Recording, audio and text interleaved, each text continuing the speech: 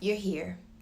You're obviously tired of arguing and fighting, or worse, silently sitting there suffering and suffocating your relationship by avoiding addressing the problems that y'all are having.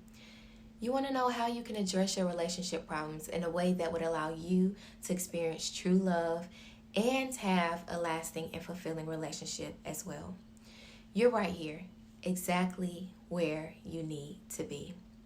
What I want you to keep in mind throughout this course is that your relationship challenges are not the problem. They actually are the solution. And unlike contrary belief, the goal in your relationship should not be perfection, nor should it be the absence of problems. You've been conditioned to believe that true love is the absence of problems, okay? The goal in your relationship should be to develop the tools, the trust, and the growth mindset that you need so that you can overcome any relationship challenge. This is true love. Real true love helps you learn, it helps you grow, and helps you become a better version of yourself, while at the same time allowing you to get to know your partner with a level of intimacy and closeness like never before. True love is about being able to stop harmful conflict before it even begins. True love is about communicating openly and effectively so that the root cause of the challenges can be addressed. True love is about making the effort to do all you can to develop a greater closeness, intimacy, and trust. True love does not equal perfection. True love gives us the opportunity to continue to grow and develop. Because we tend to get so focused on the belief that relationships are supposed to be perfect, many people find relationships to be a source of considerable frustration or pain. But it doesn't have to be that way. The ideal relationship only requires a man and a woman who are committed to each other and committed to growing together. It is not about how compatible you are, it's about how you handle incompatibility.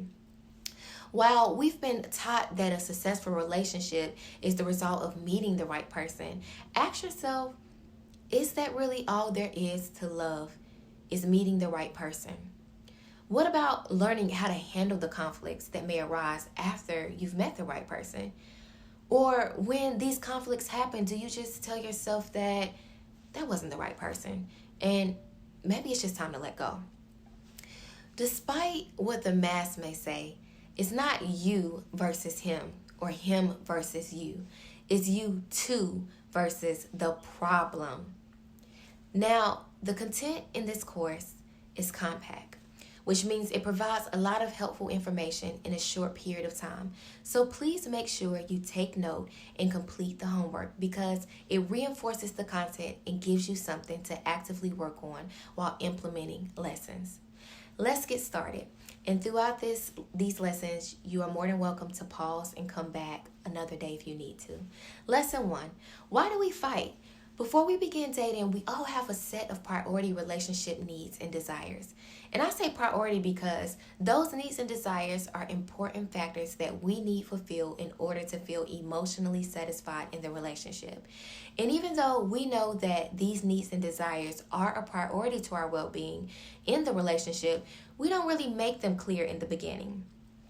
Knowing that we don't make these needs and desires clear, we still move forward with the expectation that our partner will meet these needs and desires.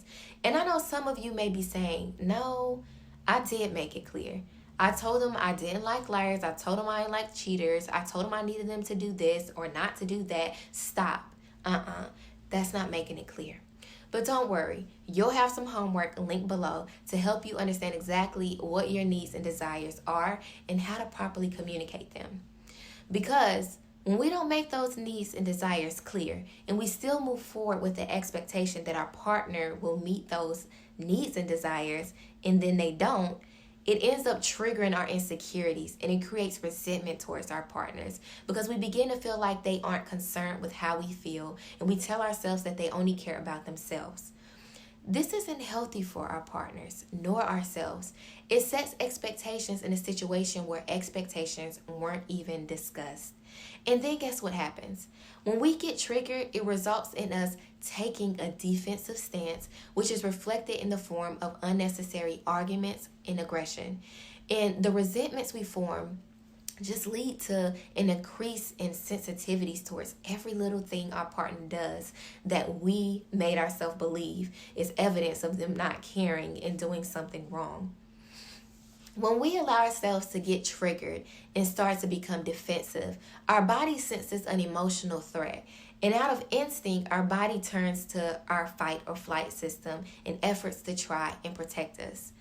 This perceived emotional threat causes this flight or fight system to kick in because we feel like we are going to get our feelings hurt.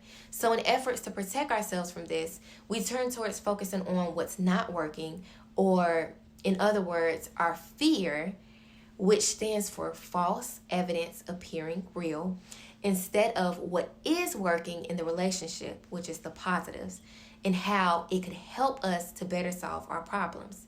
This is why you two fight. So in short, let's review the rise of conflict and how this looks. 1, we have needs and desires, followed by 2, expectations that lead to 3, shortcomings, which cause 4, defensiveness and resentment, which triggers 5, a perceived emotional threat, which kicks in 6, our fight or flight system, which looks like anger and or fights, which pushes us towards 7, a tendency to focus on what isn't working or the negatives instead of the positives. Now, get to work. Your homework is linked below. All right, lesson 2. How we're wired affects how we communicate. Okay, so now we know why we fight. But what about the difference we see in the way we communicate? Why is it that we all communicate so differently? And why can't our partners seem to just communicate the way that we do? Well, I'll tell you why. We are all wired differently. Some of us process things internally and some of us process things externally. If you are the partner that processes things internally, when you two have an argument or an important conversation that may trigger feelings, you typically won't say much and you prefer time and space away from your partner to process the situation. On the other hand, if you are an external processor, you may see this behavior from your partner as not caring because you tend to think out loud while they appear to be unbothered. Your internal processor partner most likely looks at you as always being negative and critical towards them. Aside from communication, another way that we are wired differently is through the way that we tolerate conflict. One of you have become comfortable with conflict due to seeing it in maybe your family upbringings or in other toxic cycles of relationships, and the other of you tries to avoid conflict at all costs. If you're not sure what category you fit in, let's look at some of the characteristics of each person. If you're the conflict comfortable partner, most likely you're loud and overly dramatic and may stay mad for days thinking this is a normal part of the relationship and things will be okay after a while until the next situation comes along and you're repeating this cycle again. If you're the conflict avoidant partner, most likely you try to anticipate anything that might be upsetting to your partner and you feel like the relationship is in crisis whenever a conflict does arise. Understand that both of you experience anxiety when tolerating conflict in these manners. And an important step in eliminating the anxiety for the both of you and in eliminating the fight and resolving the conflict and bringing back the love and passion that your relationship once knew is being able to identify your processing style and your conflict tolerance. It is important to accept each other's differences and recognize that one processing style and conflict tolerance is not superior to the other, because not accepting these differences can keep the fighting and the conflict toxic. Okay? Homework. Lesson 3, successful problem-solving conversations. So, you understand why you fight and how you being wired affects the way you communicate. Let's talk about the solution to ending these cycles of unhealthy interactions between you and your partner. This simple solution that I am about to introduce you to is one that will eliminate the fighting between you and your partner and help you resolve conflict that arises in a more constructive manner so that you and your partner can get back to enjoying the love and passion that you once knew. For this to be effective, use this whenever you're about to have a conversation about a topic that has a track record of leading to voices being raised, or worse, objects being thrown. Use it for anything that you know could lead to an unexpected negative emotional turn. Now, before you put this technique into action, you must first take some time to walk away and calm down, or it won't be effective. After you've calmed down and you're ready to reapproach the conversation, make sure you have a pen and a paper, and make sure you're in a setting with no distractions. You need the pen and the paper, or the pencil and the paper, so that you can jot down what you want to say when it's your turn to talk. Because, of course, when we are trying to remember something we want to say, we stop listening effectively. And speaking of listening effectively, don't jot down a whole paragraph. Just jot down a small word or two to remind you of what was on your mind at that point, so that your partner sees that you are still focused on hearing what they have to say at the same time. Then take turns talking in a way that doesn't drag the conversation along without giving your partner a chance to even respond. Once you have both expressed your feelings, then move on to asking each other what you two can do about the situation.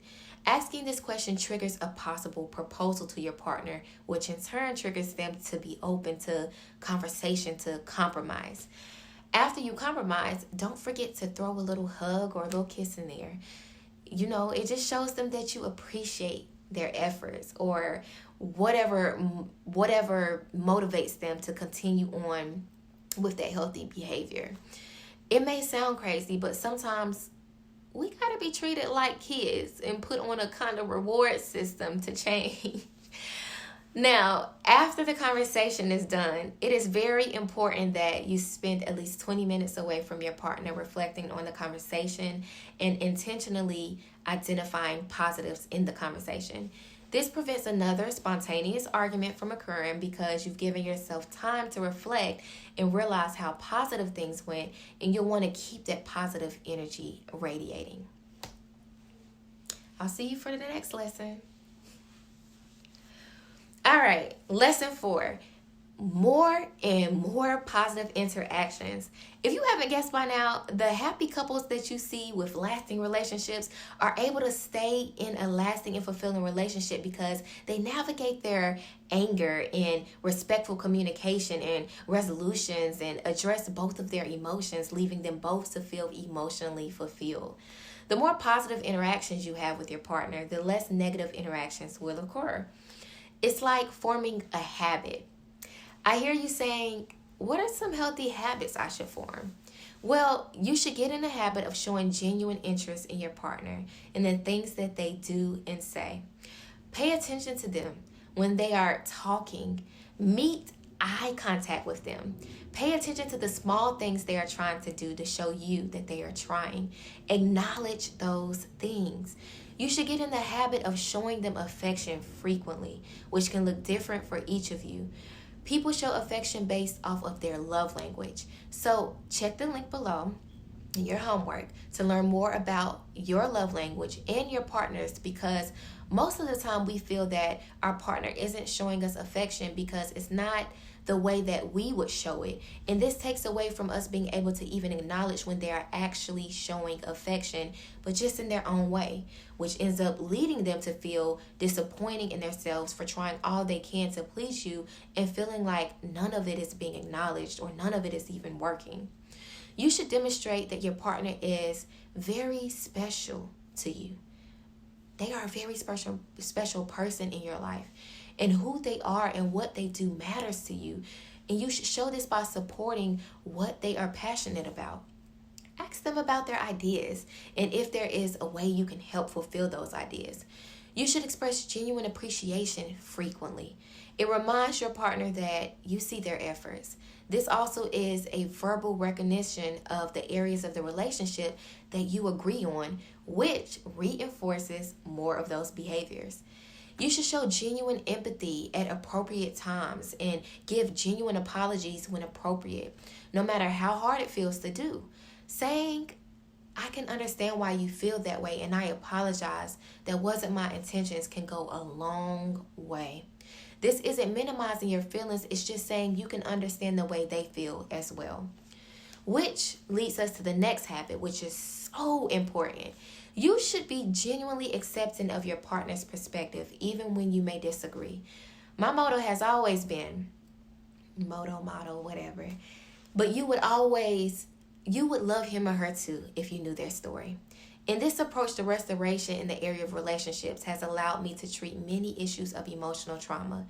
If you don't take away anything else, take away this. A key component to any relationship is the ability to be self-aware enough to understand how your beliefs have shaped your life and how they may be shaping the way you see your partner's lives as well. Simply put, having the ability to see things from a different perspective than yours is important, especially in your relationships. Lastly, you should create a relational sense of humor that you both appreciate and use it frequently, because humor helps to lighten the mood and decrease negative interactions. Remember, the anger isn't the problem. It's how you two handle the anger.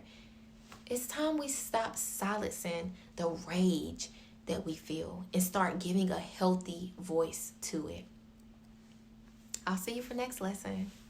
Lesson 5, keeping a successful, passionate relationship. How do we do it? Now that you two have figured out how to successfully solve your problems, start talking about your values and how the both of you can adhere to those values within your relationship. Keep dating each other. Don't let it get boring. Plan things for each other. Take interactive classes together. And ultimately, whenever an issue arises, remember, it's not you versus him or him versus you. It's you two versus the problem.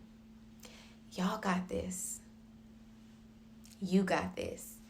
And if you completed your homework, I am confident that you have just now made a commitment to understanding that it's you two, not you one, you two. Even though when you think about you one like this, you see they come together, but you two versus whatever the problem is. It's time for a change in the way you address the conflict in your relationship.